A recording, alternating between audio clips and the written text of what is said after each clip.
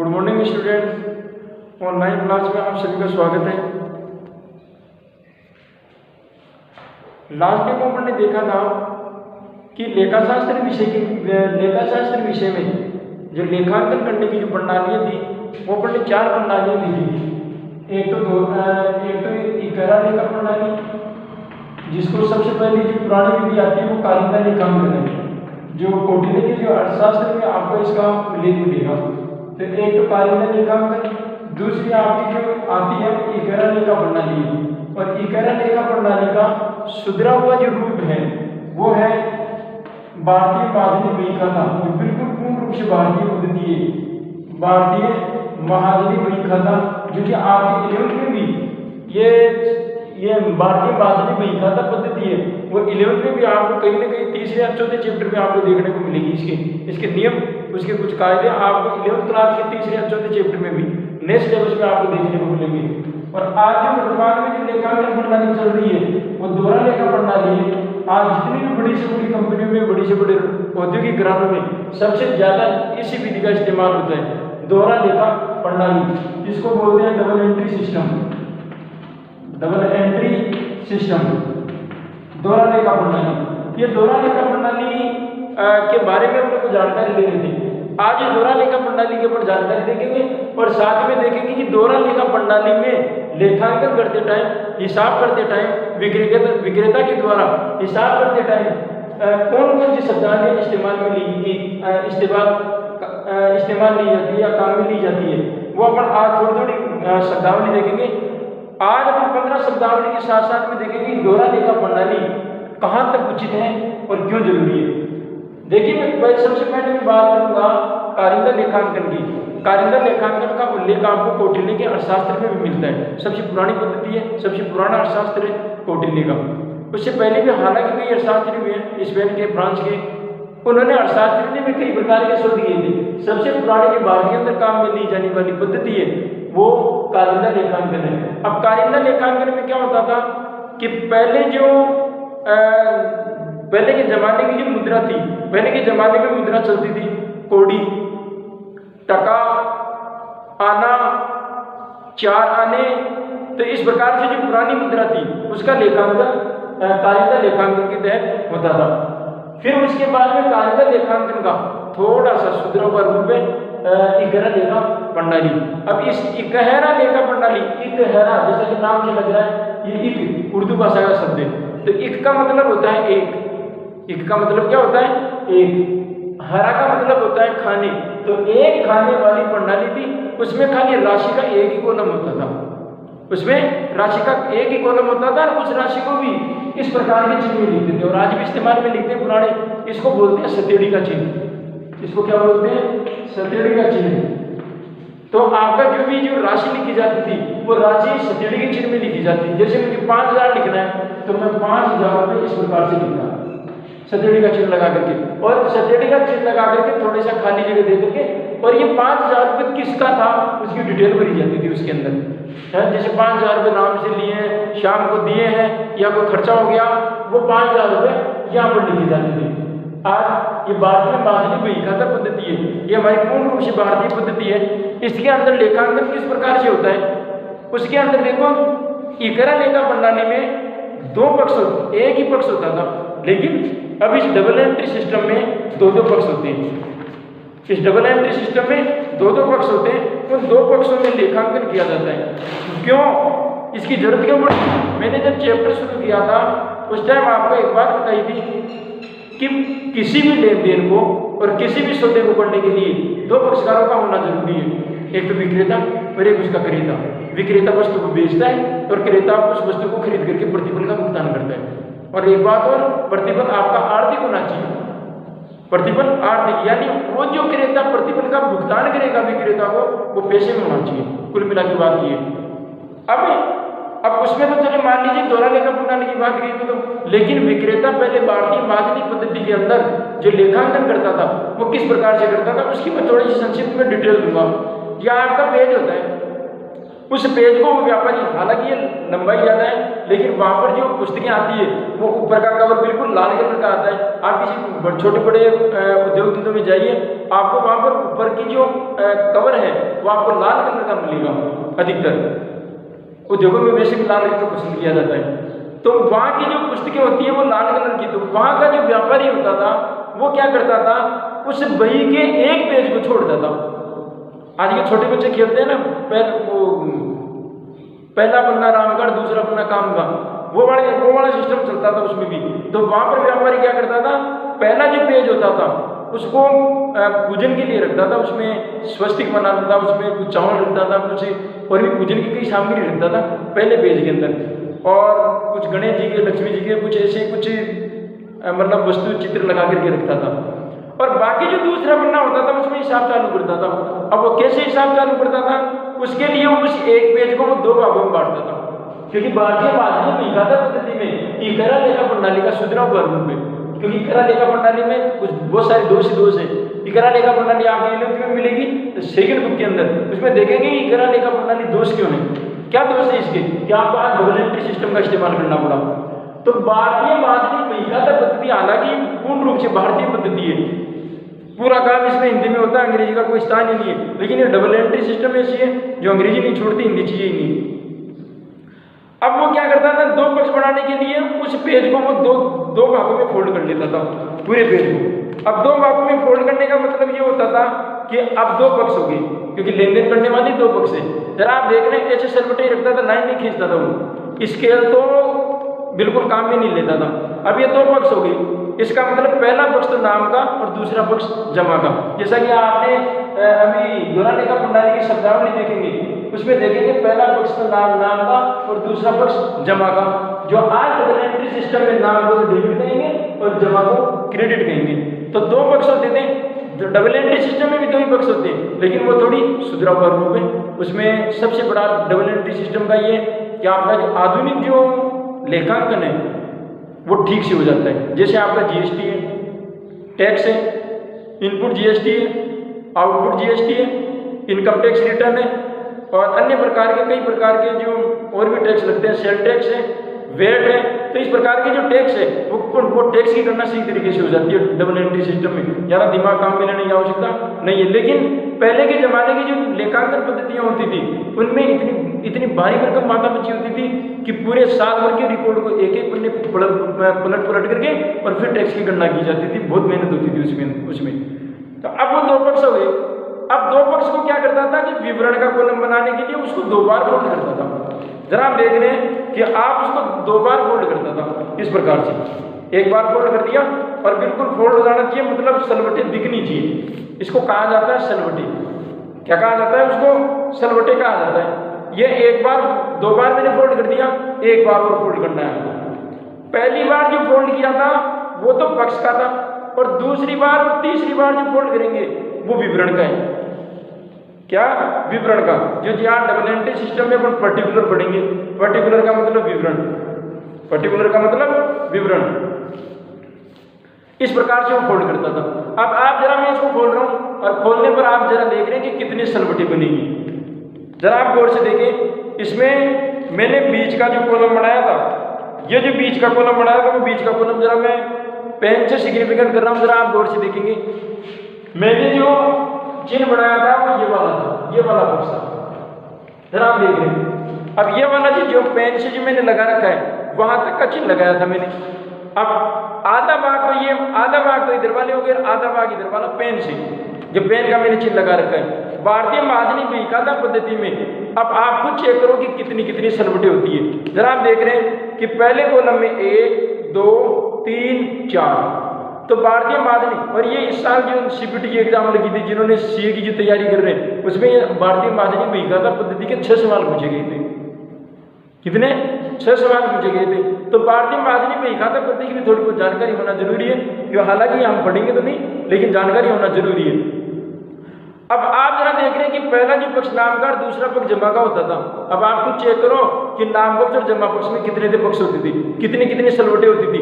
Total सलवटें गिनता हूँ, 1 2 3 4 5 6 7 8 सलवटें हो गई। तो टोटल कितनी सलवटें हो गई?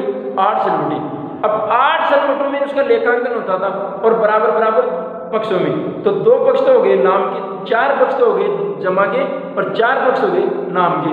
तो इस प्रकार से प्रत्येक पक्ष में 4-4 कॉलम होते थे। अब पहला जो कॉलम होता था उसमें टोटल लिखा जाता था। पहले कॉलम को बोलते थे शीरा। पहले कॉलम को क्या कहा जाता था? शीरा। शीरा का मतलब वो हलवे वाला शीरा नहीं, ये गांव के लोग समझते हैं इस चीज को। पहला जो कॉलम होता था उसको कहा जाता था शीरा, और दूसरा जो बाकी जो कॉलम बच गए उसको कहा जाता था पेटा या पट। शीरा या पेटा, बाकी जो कॉलम बच गए वो पेटा कहा जाता है, और पहला जो कॉलम होता है वो शीरा कहा जाता है। तो शीरे में टोटल लिखा जाता है और बाकी जो पेटे के जो कॉलम बच गए उसमें डिटेल भरी जाती है, पैसा किसका था, कहाँ से आया, किससे भेजा, किसका माल था, कितनी छूट दे दी। तो ये तमाम तरीके की चीजें थी वो लिखी जाती थी।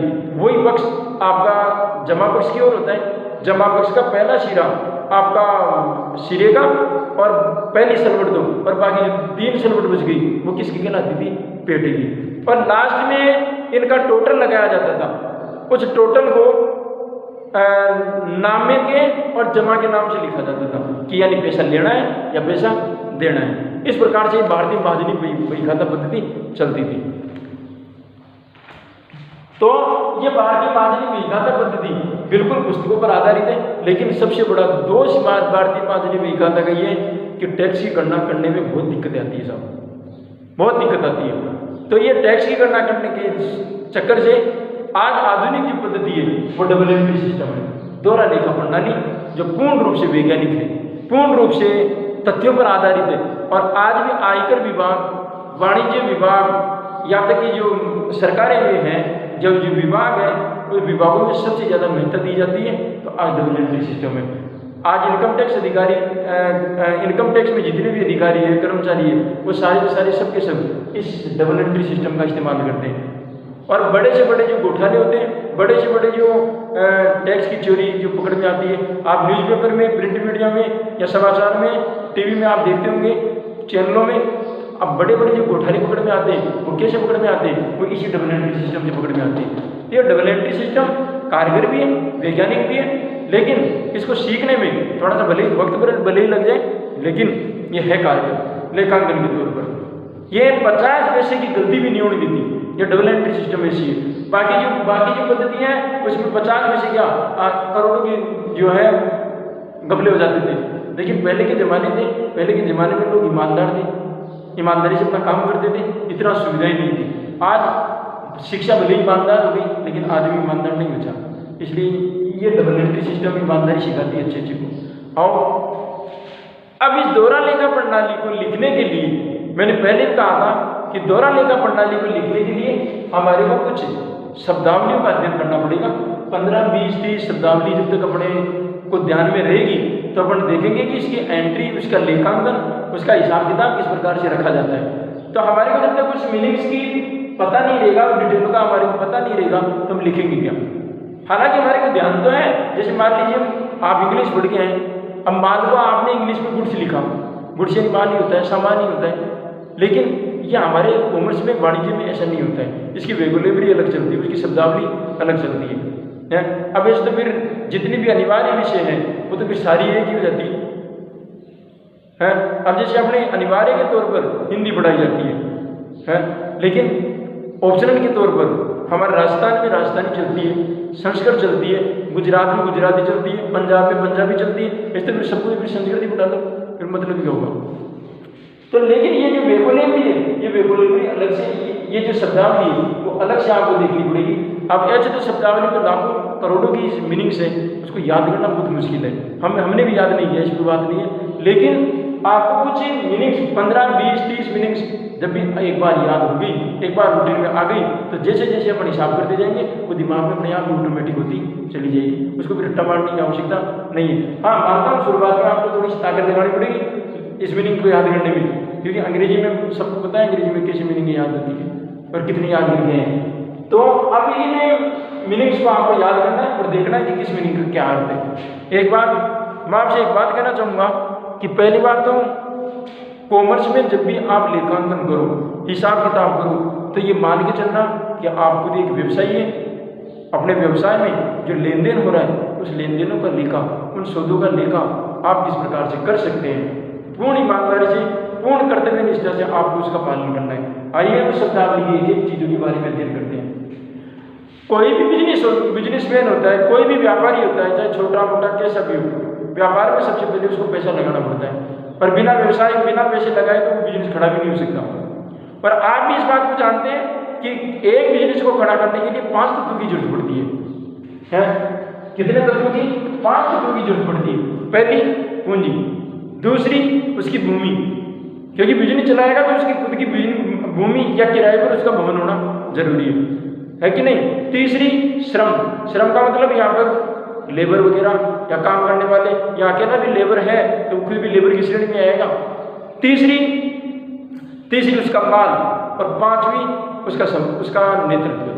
तो 5 तत्वों से ये बिजनेस चलता है। लेकिन सबसे बड़ी इंपॉर्टेंट बात तो ये, सबसे महत्वपूर्ण बात तो ये कि आपको सबसे पहले बिजनेस को खड़ा करने के लिए पूंजी तत्व होना जरूरी है। पर बिना पूंजी को कारोबार चलता भी नहीं है। आओ एक एक शब्दावली को चेक करते हैं। यहाँ पर एक मीनिंग लिखी हुई है परचेज। परचेज का मतलब होता है क्रय करना। अब हालांकि अंग्रेजी में बाई यानी क्रय करना होता है, लेकिन ये बाई का प्रयोग यहाँ पर नहीं होगा। आप जो डिटेल लिखोगे उसमें लिख सकते हो जैसे आपकी शब्दावली में से, लेकिन लेखांकन करते टाइम आपको परचेज ही लिखना पड़ेगा। तो परचेज PURCHASE, परचेज माने खरीदना। अब खरीदना किसको? माल को। अब ये शब्दावली क्यों काम में ली जाएगी ये भी सुने आप। अब देखिए, एक जो व्यापारी है वो माल को खरीदता भी और बेचता भी है, माल को खरीदता भी और बेचता भी है। अब जितने भी ये किराने के जो व्यापारी होते हैं वो बाहर से थोक में माल लाते हैं और ला करके दुकान में ला करके माल को बेचते हैं। तो उसके लिए वो खरीदी होगी, माल ही हो गया। तो अगर माल को खरीदा गया है तो उसके लिए शब्दावली काम में लेंगे परचेज। लेकिन एक बात, माल ही होना चाहिए, कोई संपत्ति नहीं। अगर किसी संपत्ति को अगर खरीदा है, अब ये संपत्ति दायित्व क्या होंगे, वो जैसे जैसे अपन बढ़ेंगे उस टाइम आपको पता चलेगा संपत्ति भी क्या होती है, दायित्व भी क्या होती है। तो परचेज का मतलब होता है खरीदना। और यहाँ पर सेल्स का मतलब विक्रय करना, SALES। सेल्स का मतलब विक्रय का मतलब होता है माल को बेचना। तो अगर माल को बेचा गया है उसके लिए शब्दावली काम में ली जाएगी विक्रय। डेट आप जानते हैं, दिनांक जो लिखते हैं अब तक। नंबर 4, पर्टिकुलर का मतलब विवरण। पर्टिकुलर का मतलब होता है विवरण, पर विवरण का मतलब यहाँ पर होता है डिटेल। जो लेन देन हुआ उसकी डिटेल क्या होगी, उसको कैसे लिखना है, उसके लिए विवरण लिखा जाता है। एक होता है अमाउंट। अमाउंट का मतलब राशि। अमाउंट का मतलब राशि, पर राशि आपको पता है कि आजकल कैसे लिखी जाती है। अब वो पहले वाले वीडियो में बताया था, ये वाला रुपये का चिन्ह बंद हो गया। RBI ने सख्त मना कर दिया, और बोर्ड में भी, एग्जाम में भी यदि लिख दिया तो नंबर घटेंगे इसके 100%। तो आपको ये रुपये का चिन्ह, आप रुपये ये भी नहीं लिख सकते, ये भी नहीं लिख सकते, ये भी नहीं चलेगा, अब बंद हो गया। अब आपको यदि रुपये लिखना है तो आपको जैसे मुझे 10,000 रुपये लिखना है तो अमाउंट के पहले यानी उस राशि के पहले मुझे 10 रुपये का चिन्ह लगाऊंगा और 10,000 लिखूंगा। आई बात समझ में? हाँ, यह है कि आप यहाँ पर ये वाला चिन्ह लगा सकते हो यहाँ पर, क्योंकि चेक भरते टाइम आजकल के जितने प्रिंटेड चेक आते हैं उसमें ऑलरेडी अमाउंट की राशि ऑलरेडी लिखी हुई जाती है, वो लिखने की आवश्यकता नहीं है। और उससे पहले वाले जो चेक आते थे वो पहले ऐसे लिखे हुए आते थे और इस बॉक्स में अपने को राशि लिखनी होती थी। लेकिन RBI खुद, बैंक वाले खुद भी जानते हैं कि RBI ने RBI ने reserve bank of India, RBI का मतलब रिजर्व बैंक ऑफ इंडिया, जो भारतीय रिजर्व बैंक हमारे देश का सबसे बड़ा बैंक है।